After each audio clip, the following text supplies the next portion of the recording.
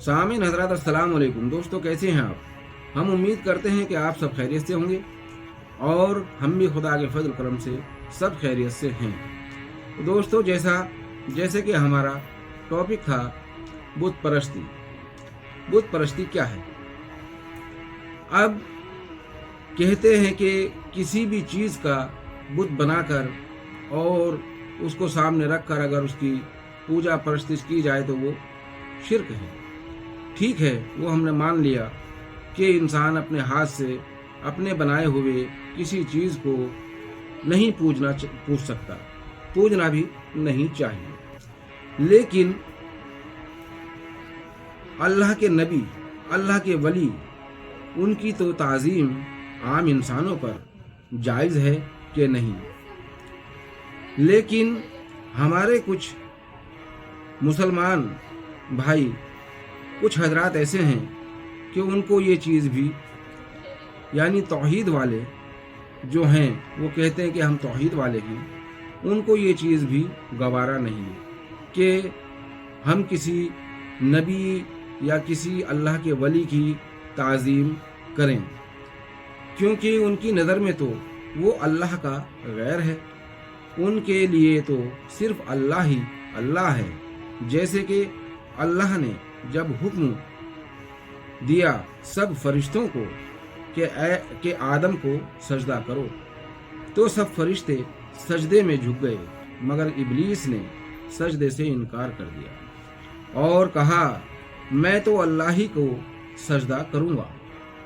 तो जो हजरात ये कहते हैं कि गैर अल्लाह के आगे झुकना शिर्क है, बिदअत है, तो फिर इब्लीस के कौल में और उन लोगों के कौल में क्या फ़र्क रहा?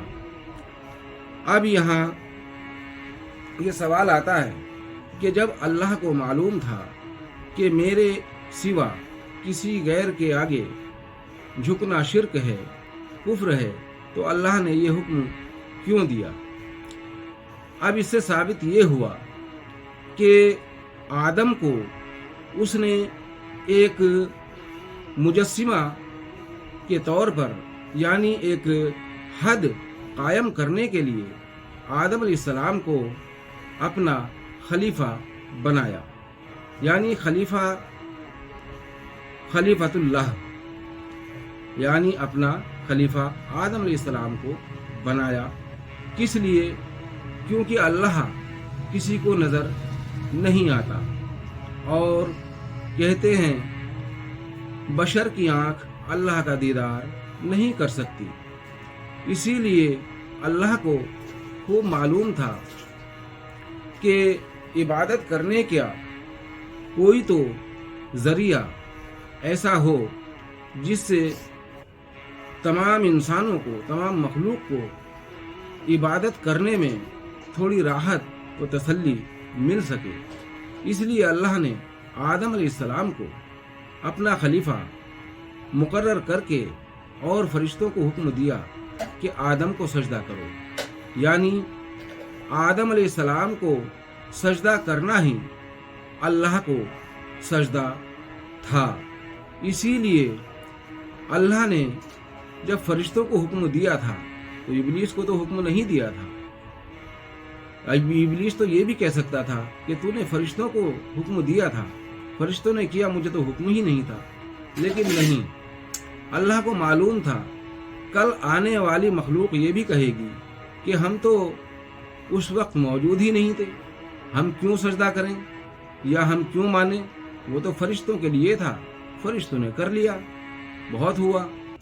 लेकिन अल्लाह खूब जानता था कल आने वाले नस्लें ये कहेंगी, यानी इंसान कल आने वाला ये कहेगा। इसीलिए अल्लाह ने इब्लीस को इतनी बड़ी सज़ा दी, क्योंकि फरिश्तों से अलग था वो। कल फरिश्तों से अलग जो मखलूक होगी वो ये ना कह सके कि हमें तो हुक्म ही नहीं था। वो अल्लाह का हुक्म उस वक्त फरिश्तों के ही लिए नहीं, बल्कि तमाम अरवाहें जो वहाँ मौजूद थीं, सब के लिए वो हुक्म था। अस्सलामु अलैकुम।